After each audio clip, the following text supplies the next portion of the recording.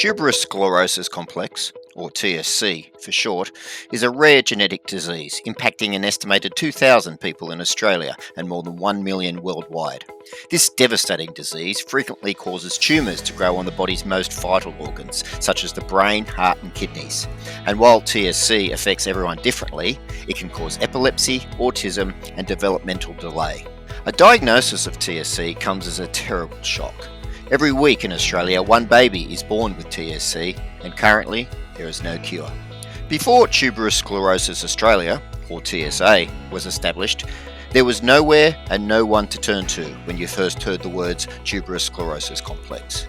There were no known experts in Australia who could provide up-to-date and accurate medical advice. There was no Google search, and there was no specific TSC treatments. There was little help and little hope. In 1981, Lynn Wilson started a group to connect with other families living with TSC, sharing information and hosting social picnics. This is how TSA was born, by a group of volunteers, mostly parents of children with TSC. And since then, the global TSC community has been on an amazing journey with huge advances in the understanding and treatment of this complex condition. During the 1990s, researchers started to understand which genes cause TSC, and TSA's advocacy led to the first Australian TSC multidisciplinary clinic at Sydney Children's Hospital, bringing together specialists to provide a whole patient approach to medical care.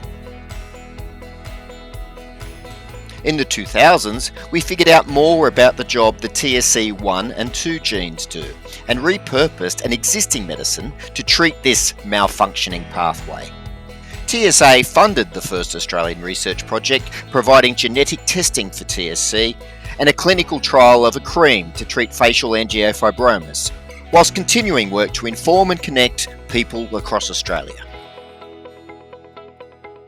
One family shares that without TSA, their daughter Greta may not be here today. Greta was born with TSC, but her mum, Bridie, may have ended the pregnancy based on the outdated information she was given by doctors at the time. This misinformation about TSC was still given to families as recently as 13 years ago. Bridie was told that her unborn baby would be born with no quality of life at all, and they should start to think about palliative care. Bridie and her family were beside themselves with shock and sadness, but those doctors were very wrong. Today, Greta is doing well. Fast forward to 2021. Today, TSA is the only charitable organisation in Australia that empowers, connects and supports people affected by TSC. There are now many TSC health experts and researchers.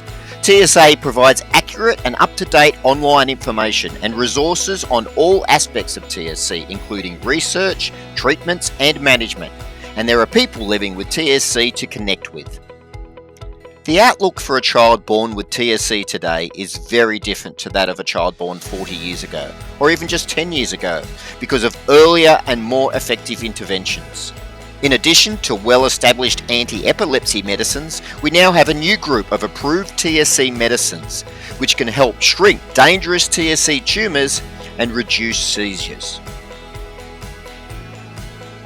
For 40 years, Tuberous Sclerosis Australia has been dedicated to creating a better life and more hopeful future for every individual living with TSC.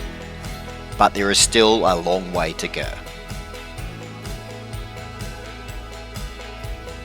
Our hope for the future is that together we can change the trajectory of TSC so that every baby born with this condition will enjoy a life unaffected by their TSC diagnosis.